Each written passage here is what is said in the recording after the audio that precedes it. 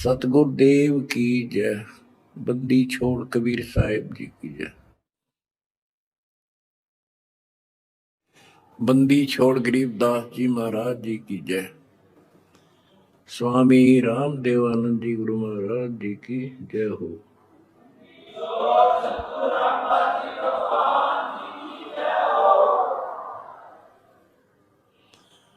सत साहिब परमेश्वर कबीर जी की प्यारी संगत को, विश्व की सारी संगत को दास का आशीर्वाद है। परमात्मा आपको मोक्ष दे, सुखी रखे, काल कष्ट से आपकी रक्षा करे। बच्चों, आपको सत्संग से, तत्व ज्ञान से रंग दिया है, आपको परिपूर्ण कर दिया है। आज मानव एजुकेटेड है, शिक्षित है, आसानी से समझ जाता है अच्छे और बुरे को। परमात्मा की विशेष श्रद्धा है। ये साइंस परमात्मा ने मानव को दी, जिसके कारण आज ये सोशल मीडिया परमात्मा कबीर जी की देन है। और प्रचार का एक नंबर का साधन यही है। हमारा भगवान पूरा, हमारा ज्ञान पूरा और समाज की सभी बुराइयों से मुक्त मेरे भक्त भी देवी देवता से कम नहीं। आज के दिन यदि पृथ्वी पर देवी और देवता हो तो आप कबीर जी के बच्चे हो। ये अब समाज को भी समझ में आ चुका है कि यदि बसना चाहते हो, सुखी होना चाहते हो, तो ऐसे बनना पड़ेगा जैसे संत रामपाल जी के बेटा बेटी हैं। बच्चों, पहली बात तो ये है कि भक्ति मार्ग जो है ये खंडे की धार पे चलना है, यानी तलवार की धार पे। कब तक? जब तक हमारा ज्ञान और समाधान पूर्ण समझ में नहीं आता। और जब ये समझ आ जाता है, इसमें आने वाले कष्ट जो होते हैं वो हमारे लिए वरदान बनते हैं। ये अब आपके आसानी से समझ में आ जाएगा।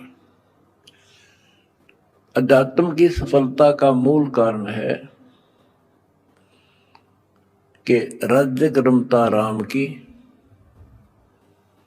रजा दरे जो शीस, दास गरीब दरस परस, तिस बैठे जगदीश। ज्यों रखे त्यों ही रहूं, और मेरा के चारा, खाने जाद खरीद हूं, गुलाम तुम्हारा। आपको सत्संग के माध्यम से सुना करते हैं हम, कई उदाहरण भी दिए जाते हैं कि एक राजा था, वो नास्तिक था, उसका वजीर आस्तिक था।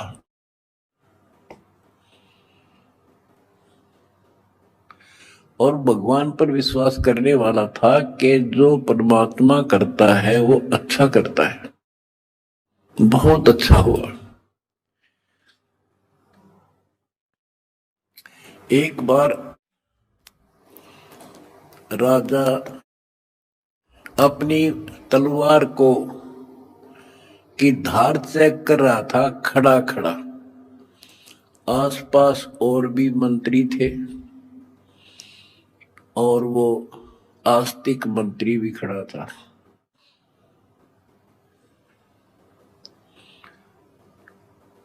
क्या होता है, बात करते करते राजा की उंगली कट गई तलवार की धार के लाग के।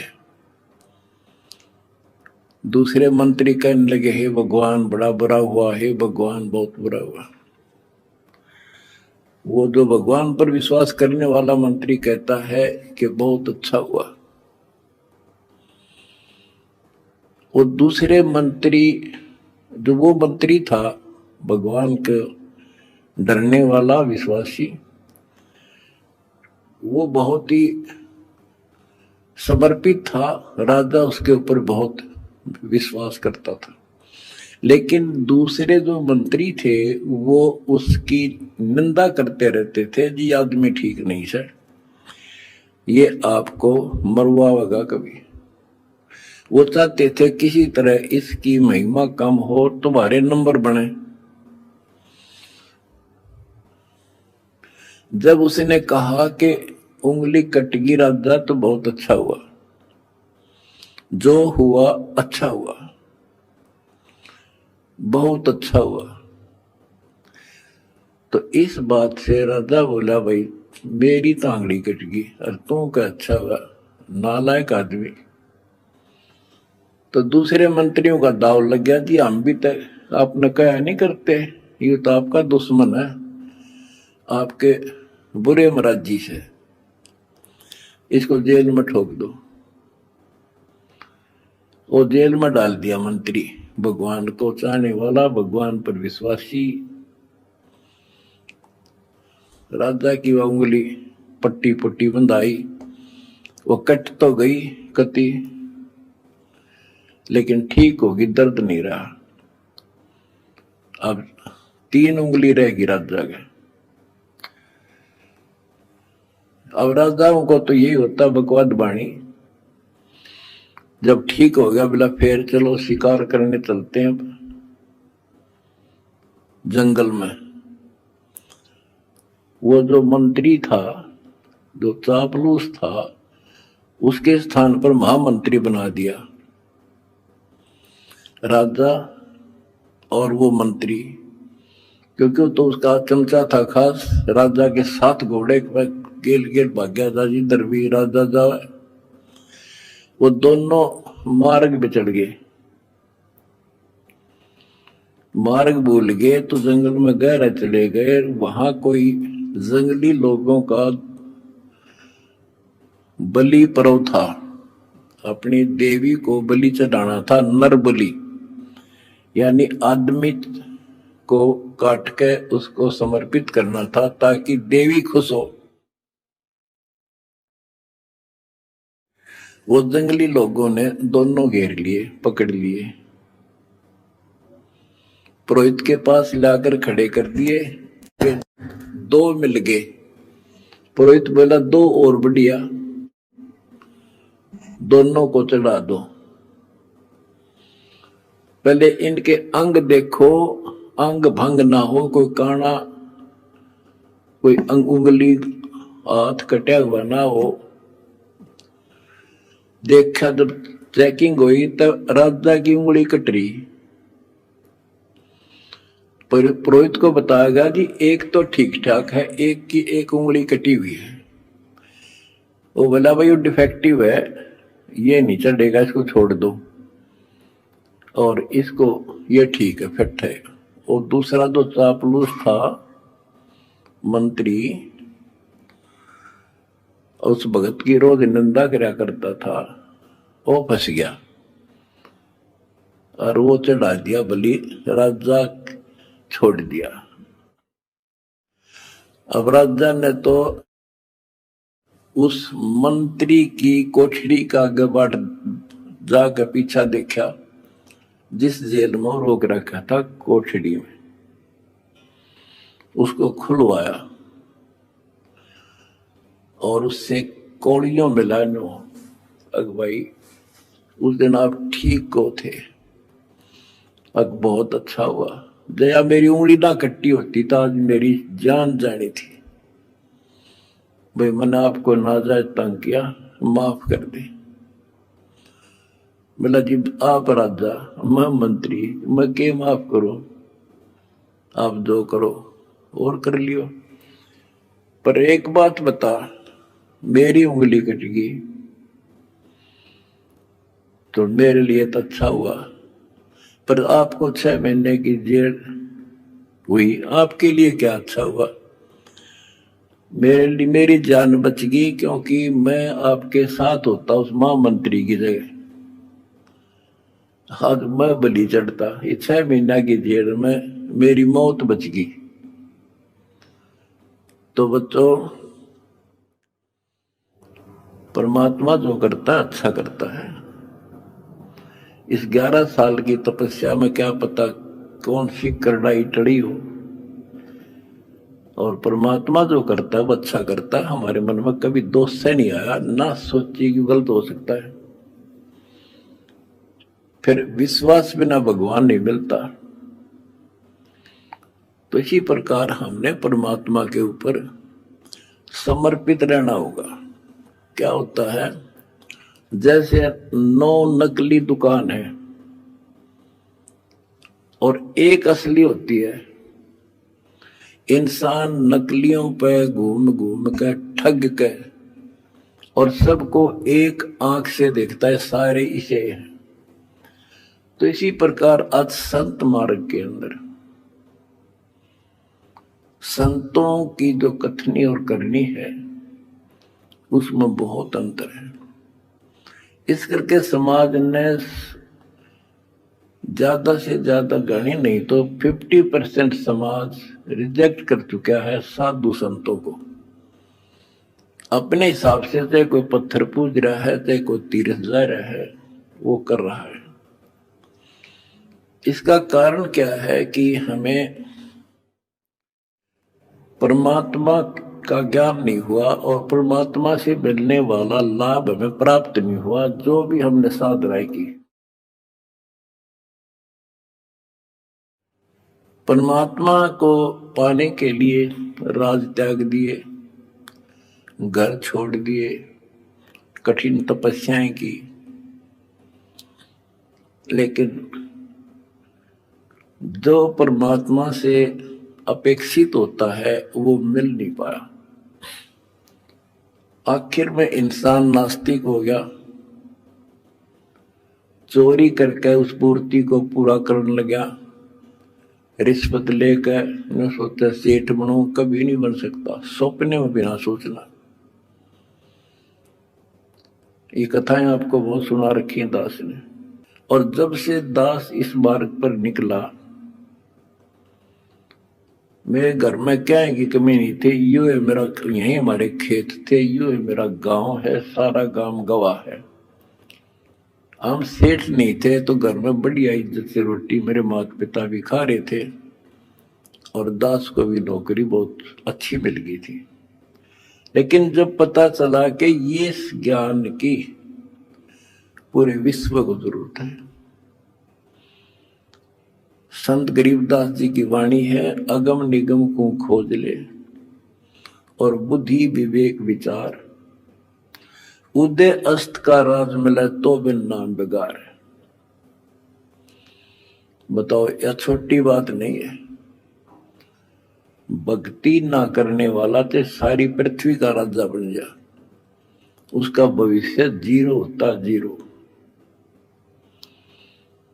आज कोई भी आज किसी भी पद को प्राप्त है, कोई राजा बना है, मंत्री है, मुख्यमंत्री है, कोई अच्छी पोस्ट है, सेठ है, वो पिछले संस्कार से है। पिछले किसी जन्म में उन्हें अच्छे तप धर्म दान किए हुए हैं और अब वो टीटी भाग रहा है, लाट साहब बन रहा है, क्योंकि इस टाइम पर टूक मिल रहा है, समय पर सारी सुविधा प्राप्त है और वो ये सोचता है बस इतना ही काम है। ये अध्यात्म ज्ञान का टोटा है। उस अध्यात्म ज्ञान के टोटे को पूरा किया हमने सभी ग्रंथों से, सभी महापुरुषों की वाणियों से एक कर दिया। अब देखो, हम देखते हैं भाई, एक इंसान सेठ है, एक आईएएस आईपीएस एमएलए एमपी प्रधानमंत्री मुख्यमंत्री बने हैं, और वो कति राम नाम न जानते नहीं, सारे दिन दारू पीना या मजाक करना और बकवाद करना, या अपनी अच्छे नेक व्यक्ति है तो अपना करके खाना रहना। और हम सोचते हैं कि ये भक्ति जो कर रहे हैं, वो ये सोचते हैं कि हम भक्ति कर रहे हैं, और फिर भी कोई ना कोई कष्ट थोड़ा बहुत आ ही जाता है। और मेरे साथ वाला सारा दिन कोई राम नाम न जानता, नहीं कहता, ताश खेल लेकर दारू पीवे, ना अपनी धंधा करता है और बड़ा अफसर है, इसको कोई दिक्कत नहीं होती। तो ये ऐसे समझना होगा आपने, जैसे इन्वर्टर की बैटरी है, वो चार्ज कर दी और इन्वर्टर है नहीं, फिर हटा दिया, तो जब तक उसमें वो कैपेसिटी है उसकी, वो चलेगी, और पंखे भी चलेंगे, कूलर भी चलेगा, लाइट भी जग रही होगी। और जिसमें वो बैटरी डिस्चार्ज हो जाएगी, सभी समाप्त हो जाएंगी, सब सुविधाएं खत्म। उसके बाद फिर क्या होगा, उसके ऊपर कैर टूटेगा, और उस समय देर बहुत हो चुकी होगी। आज कोई राजा है, महाराजा है, और फिर मृत्यु के बाद कुत्ता बनेगा, गधा। ये संतों की बाणी है, कोई डूम बाट के गीत नहीं, अध्यात्म ज्ञान है। फिर पीछे तू पसवा कीजिए, गद्दा बैल बनाई, ये 56 भोग कहाँ मन गोरे, कि तक कुर्ली चलने जाई। एक थोड़ा सा दिमाग तक काम ले ले इंसान तो कलजा पाट गया। आज सारी सुविधाएं हैं, समय पर सब मिल रहा है, और मृत्यु के उपरांत क्या होगा, कुत्ता बनकर धक्के खागा। तो ये डर बनेगा गात में, जब बात बनी मेरा बना डर, ये ज्ञान होया था। फिर बता के कोट जन्म तन भ्रमत हो गया, कुछ नहीं हाथ लगा रहे, और कुकर कुत्ता, शुक्र सुअर खरगदा, और कौवा हंस बुगारे। तो ये छाती में लगन लगी ये बातें, भाई तो बहुत जुल्म हुआ। आते एक छोटी सी पोस्ट है जेई की, इस समय मैं अफलातून मान रहा हूं अपने आप को।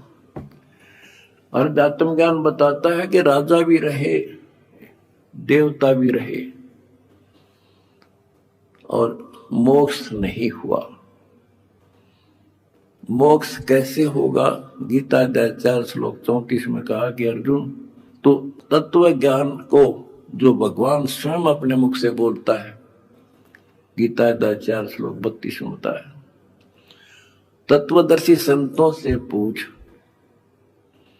और वो तत्वदर्शी संत तुझे वो ज्ञान कराएंगे, उनको दंडवत प्रणाम कर। यानी इतना कीमती है ये ज्ञान, उसी को बताया जाएगा जो कति समर्पित होगा। फिर लास्ट में बता दिया है कि गीता बोलने वाला कहता है कि अर्जुन 18वें अध्याय के 62वें श्लोक में, तू सर्व भाव से उस परमेश्वर की शरण में जा, उसकी कृपा से ही तू परम शांति को और सनातन परम धाम को प्राप्त होगा। एक तो इसी ये बात क्लियर हो जाती है कि गीता ज्ञानदाता से कोई और है परम शक्ति, जिसकी भक्ति से परम शांति होगी और सनातन परम धाम सतलोक प्राप्त होगा, सत्य स्थान। गीता अध्याय 15 श्लोक 4 में कहा है कि तत्व ज्ञान की प्राप्ति के पश्चात परमेश्वर के उस परम पद की खोज करनी चाहिए, जहां जाने के बाद साधक फिर लौटकर संसार में नहीं आते। तो उसके लिए हमने ये पाना है, उस परम पद को पाना है। कौन से परम पद को? जहां जाने के बाद फिर लौटकर नहीं आते, जहां परम शांति है, वो सनातन परम धाम है।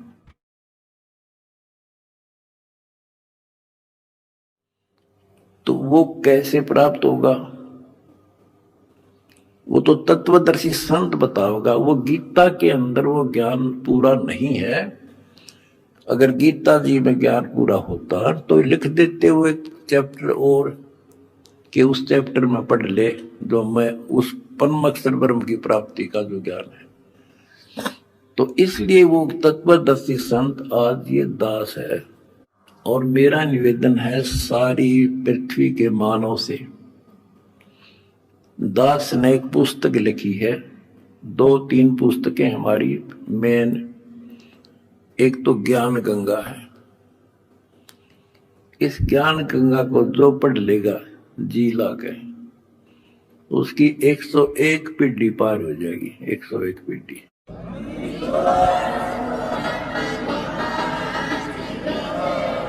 ये सारा ज्ञान कति मेरी आत्मा समझ लेना हो। ज्ञान गंगा ऐसे गजब तरीके से तैयार कर रखी है, जब इंसान होगा निष्पक्ष भाव से पढ़ लेगा, वो और बताता फिरेगा।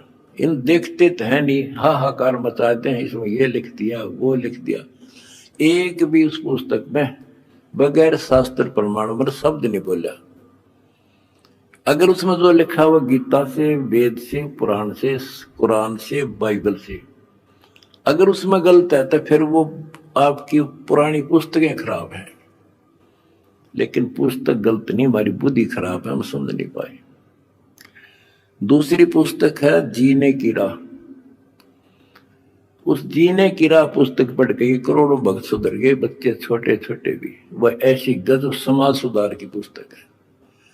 आज यू लिव एंड रिलेशन का जो आग लाग रही है लव मैरिज की, इस पुस्तक को पढ़कर कोई ना तो लव मैरिज करेगा और ना ही लिव इन रिलेशनशिप में रहेगा, ना बुराई करेगा, ना समाज के अंदर एक देवता बनकर रहेगा। ऐसी गजब की पुस्तक है।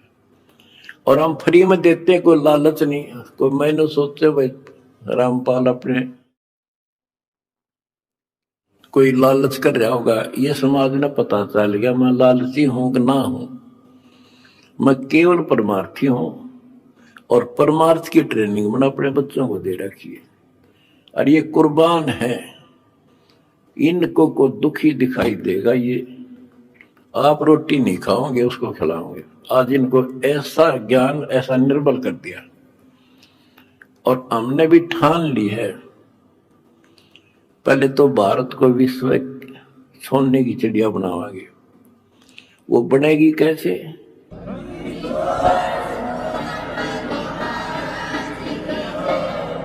जीने के लिए अन्न की आवश्यकता है। अन्नदाता किसान है और किसान की कांच काट रखी। अब हम सबसे पहले मजदूर और किसान का डट कर साथ देंगे। कोई आपत्ति आवेगी या किसी को वैसे को किसी कारण से और समस्या आती है, या मजदूर को, ये दो ही हैं जो आज दुखी हैं। और तीसरी बात होगी, अगर ये नाम से जुड़ जाएंगे तो हमारा काम हल्का हो जाए। भगवान सीधा कनेक्शन देगा, सीधा लाभ देगा। अब भगवान कहते नाम क्या करता है, भगवान क्या करता है। जैसे शुरुआत में हमारे गांव में लाइट बिजली नहीं होती थी, और बिजली की तरह शुरुआत हुई लगवाने की, तो एक आधी जगह को एक्सीडेंट हो गया, इंसिडेंट न्यू पता लग गया भाई वहां बिजली ने पकड़ लिया, मर गया। तो उससे और डर बन गया लोगों के। हमारे गांव में बिजली की शुरुआत हुई, मैं जब यही लगा ही था तब तक हमारे घर में बिजली नहीं थी, सन 1977 तक। और ना नीयत थी लगवाने की।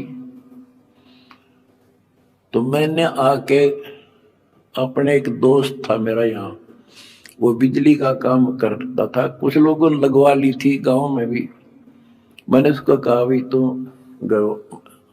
घर वालों से कह तो सामान ले आ, मैं सामान दे दूंगा, बता कितना सामान क्या फिटिंग का इसमें पैसे लगेंगे। उसने बताया 1200 रुपये लगेंगे, मैंने दे दिए। वो सामान लेकर घर आ गया, मैं चला गया ड्यूटी पे। और वो बोला भाई मेरा ताऊ ने बोला तुम्हारा उम्र में छोटा था, उनने एक चाचा था मरता बाबू फादर का भाई लगे, बोला भाई थारा बिजली लानी है। वो बोला तो अपने माँ बाप का ला ले बिजली, भाग जाड़ा की तो बकवास करे तो मारे क्यों लाओ बिजली, तू अपने ला ले। यानी बिजली को इतना गलत समझते थे। जब तो मजाक चल रहा था उनका, फिर माँ आ गया सामने, तो वो बोला भाई नूर ने बोले तारे घर वाले, तो बोला तुम अपना ला लो इस बिजली ने। वो बोला कोई बात ना, न बेरा को ना तू फिटिंग कर दे। फिटिंग करवा दी, कनेक्शन ले दिया, मोटर लगा दी। पहले हाथ से काटा करते नो सानी, और मेरी माता ने पीछा करती 2 घंटे 2 किलो वाचा किलो आदि। जब उनके सामने वह लाइट चली और मोटर कट्टा कट सानी काट दी, फिर बोले मैं तो भूला लाग रही थी तो पहले लवानी थी। तो बच्चों इसी प्रकार और परमात्मा की पावर का कनेक्शन है जो आज दास एक लाइन में मड़का आपको दे रहा है, जिसका यू लाग जाएगा कट्टा कट काम होगा आपका।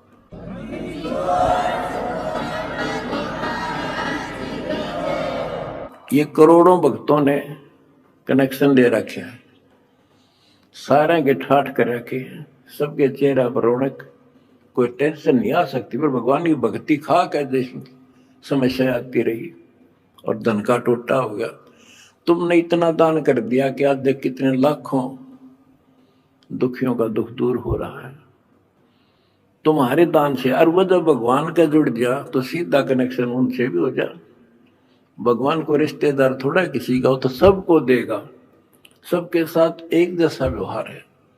बिजली ने कोई लगवा लो अपने पावर को, फुल काम करेगी, पर उसकी मेंटेन, उसको सारी उसकी जो है मर्यादाओं का पालन करना होता है। गलती कर दी तो वह नष्ट भी कर देती है।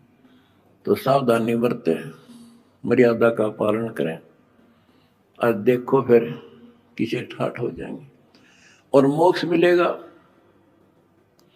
ये तो रूंगे में मिलेंगे, यहाँ के सुख तो रूंगा, असली जड़ तो मोक्ष है। वहां चले जाएंगे, जहां जाने के बाद फिर लौट कर संसार में नहीं आते। परमपिता परमात्मा साहिब कबीर जी की असीम कृपा से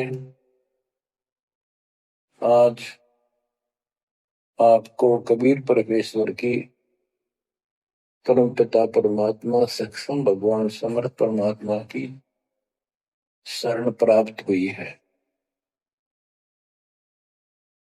पुण्यात्मा,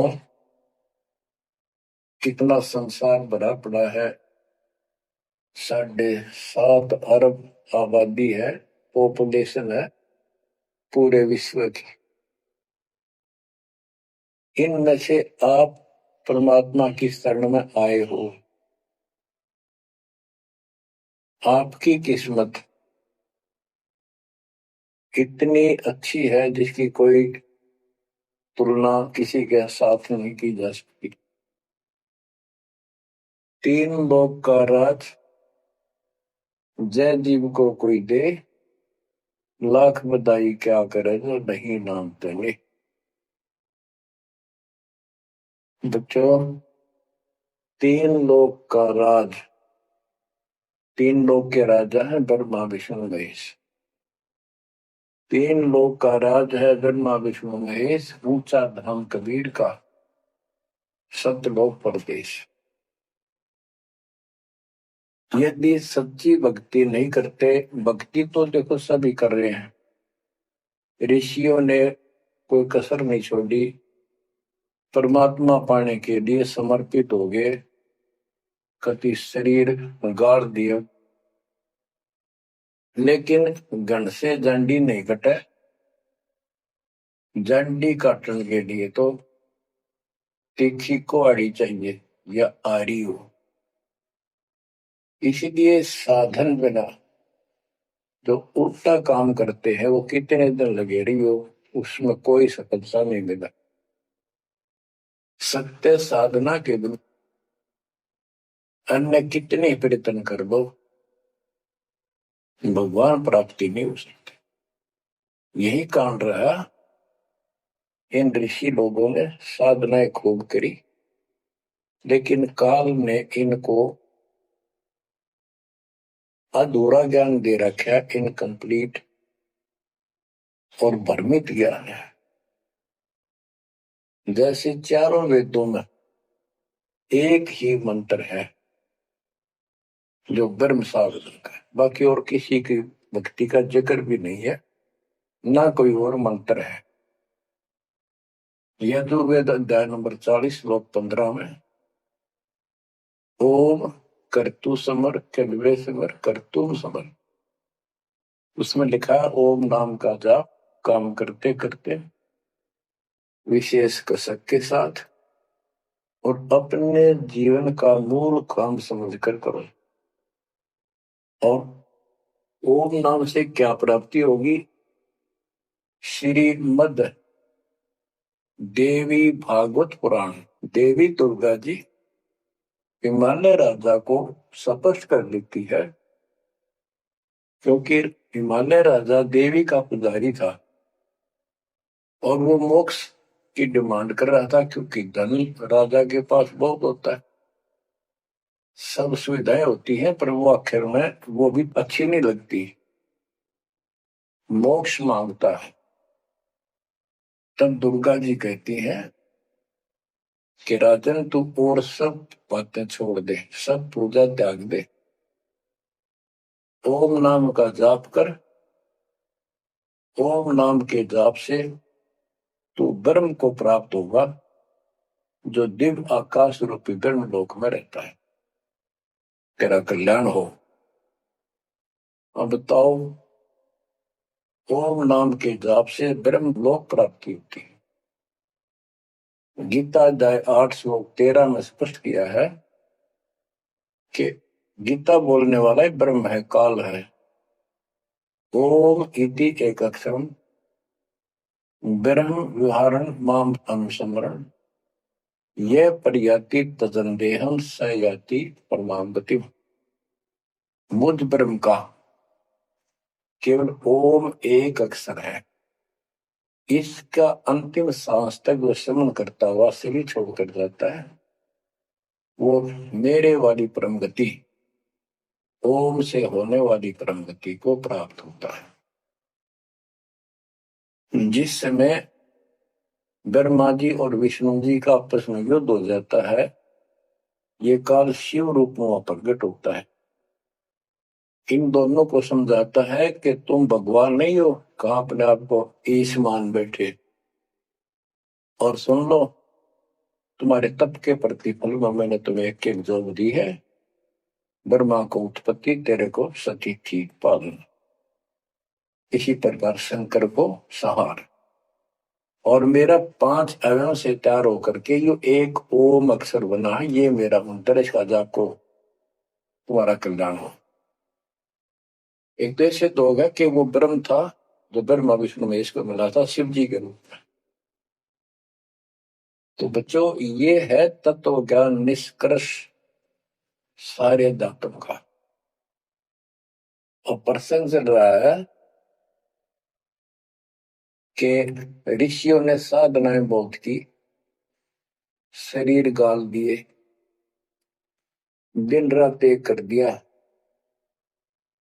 ओम नाम तो इन्होंने ले लिया वेद से, क्योंकि पहले वेद थे पुराण, इनके ऋषियों की रचना है, बाद की बात, इनका अनुभव होता गया, जिससे सुनी सुनाई दंत कथा इसमें लिखी थी, कुछ सच्ची कुछ झूठी, कुछ वेदों से कुछ अपना अनुभव, ये पुराणों का एक संग्रह है। उधर से देवी महापुराण तीसरे स्कंद में नारद जी अपने पिता ब्रह्मा जी से प्रश्न करते हैं, हे पिता कृपा मेरा एक शंका का